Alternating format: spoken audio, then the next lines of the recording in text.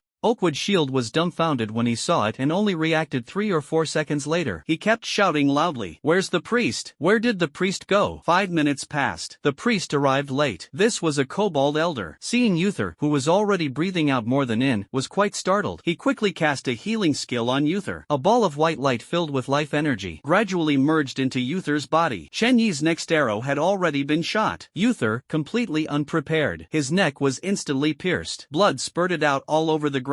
But at this moment, a voice echoed in Chen-Yi's ears. "Congratulations on plundering Storm City's Lord Uther's talent, Doghead Protection. Doghead Protection, 100-fold amplification, amplified as Doghead Lifesaving. Doghead Lifesaving, at the same time, grade, S level. Effect, when you crouch and hold your head, you will gain a life-saving shield for protection, lasting 10 seconds. The shield becomes invalid when you stand up but can be refreshed again. Under the protection of the life-saving shield, you will be in an invincible state. TSK. Chen-Yi found this scene extremely satisfying. Unexpectedly, it was an invincible talent. As long as he squatted down and held his head, he could be invincible for 10 seconds. Stand up, hold your head again, and you can be invincible. This dog's head life-saving talent is just too powerful. Truly worthy of being an S-level talent. Chen-Yi continued to focus entirely on attacking the dog-headed shield guard. At this moment, the kobold shield guards had already advanced halfway up the mountain. Give them a little more time. They would be able to fully reach the top. Afterward, afterward. However, Chen Yi had a climbing talent, not the slightest fear of being surrounded. When the time comes, just run away directly. These kobolds are unaware of their own talents. Otherwise, I'm afraid I would have given up immediately. At this moment, Uther's death plunged all the kobolds into a state of confusion. The city lord, so powerful, just died like that? It made others somewhat incredulous. The kobold elder who had just been summoned was also stunned, but the next second he realized this was an opportunity for the elders to regain power. The kobold elder directly looked at Oak Shield. Now, immediately, pull back all the kobold shield guards, there can be no more sacrifices. At this moment, Uther was dead. Afterward, this Stormwind city is ruled by the elders. The Oak Shield was helpless, had no choice but to nod, then took out a horn from the storage space, blew the signal for retreat. When the horn sounded, all the shield guards were like prisoners released after serving their sentences. They hurriedly retreated down the mountain. After all, for every meter advanced, more than a dozen kobold shield guards would die. Even if one is a soldier, they cannot resist the fear brought by death. The Oak Shield and that kobold elder also left this place under the protection of the shield guards. Chen Yi saw the retreat of the kobold army, couldn't help but breathe a sigh of relief. Even if he had a wild body capable of recovering stamina, he still couldn't withstand this kind of ordeal, even if it meant releasing 100,000 pigs for him to kill. That was also a very tiring task. Chen Yi used his water control ability to drink some water, and washed his hair and face, then lay down on the ground. Finally, I can take a good rest. Inside the Stormwind City Council Hall, the elders are fiercely discussing how to deal with the Invisible Man. No matter how strong the Invisible Man is, there's no way he can kill all of us, right? So my decision is to send those slum dwellers to search the mountains. Whoever catches the invisible person can obtain noble status. At this moment, no, those people are generally around level 13, and they simply can't carry out an encirclement. Their basic attributes aren't sufficient, so how can it be done? There's another issue. If we let them go, we need to issue equipment. Where will the funds come from? Are you covering it? I think it's still more reliable to continue using shield guards. Previously, the shield guards had already pushed up to halfway up the mountain, but I don't know who ordered them to retreat. Enough, stop talking. At this moment, the priest elder's face looked extremely unpleasant. Didn't you all disagree before? How has it now become solely his responsibility? Oak Shield watched the scene before him, quietly left the council hall. He knew there was absolutely no way a solution would be discussed next. Each of these elders wanted to gain some benefit from it. The Oak Shield couldn't help but feel a sense of grief and anger. The Oak Shield walked toward the army. No matter what, preserving the army's combat strength is the most important thing right now. From now, afterward, leave the city. First, take back the lost shaman city. The Invisible Man is here. Presumably, no human could resist the kobold army. Lu Xiaobei had already arrived at Shaman City, standing atop the city wall. Looking at the densely packed crowd, he felt immensely satisfied. At the same time, Chen Yi also witnessed this scene from the hilltop. All the kobold armies, except for those defending the city, a full army of 50,000. The others are all leaving the city. It seems they are preparing to head to Shaman City. However, Chen Yi had already learned from the chat channel at the very beginning. Lu Xiaobei has now arrived in Shaman City. Therefore, Chen Yi was not at all worried about any threats to the safety of Shaman City. The terror of an SSS level talent. It is beyond what ordinary people can imagine. Now, just by obtaining the auxiliary talent of permanent invisibility, I am already this powerful. And that Lu Xiaobei, as the owner of an SSS level offensive talent, I don't know what kind of firepower it will cause. I'm really looking forward to it. Chen Yi sent a message to Lu Xiaobei. Xiaobei, the kobold army is currently marching toward Shaman City. Stay alert. Not long after, Lu Xiaobei replied. Afterward, don't worry, I'll make sure they never return. Chen Yi didn't reply after seeing it. Since the notification has been made, it will reduce many unnecessary casualties. Chen Yi looked toward the racial war at this moment. At this point, there were only 4 days left until the next war. It is said that the victorious side will also receive a racial buff. This is a war that must be won, but each draw is random. Chen Yi also cannot guarantee that he will be selected randomly. If all the selections are of low-level talents, then it would be quite frustrating. Encounter these kobolds. That will inevitably lead to failure. The advantage of the kobolds is that they have developed a year in advance, and the advantage of humans lies in these high-level gifted individuals. Chen Yi gazed at the city. Millions of kobolds lived here, an unbroken stretch of buildings, giving off a sense of oppression. At this moment, Chen Yi took out a flaming arrow. He shot it toward one of the wooden houses, accompanied by a flash of fire. The house was instantly engulfed in a fiery explosion. The other kobolds immediately started coming out to extinguish the fire, but this was exactly the effect Chen Yi wanted. Whenever a kobold approached the fire scene, boom, a glowing arrow would shoot over, taking the life of that kobold. No one dared to go and extinguish the fire. Because the kobolds' houses were all made of wood, so they were extremely flammable. The surrounding houses were also quickly set ablaze. For a moment, a strange wind blew in from nowhere. The wind fueled the fire. In an instant, it spread to dozens of houses. That area turned into a sea of flames. At this moment,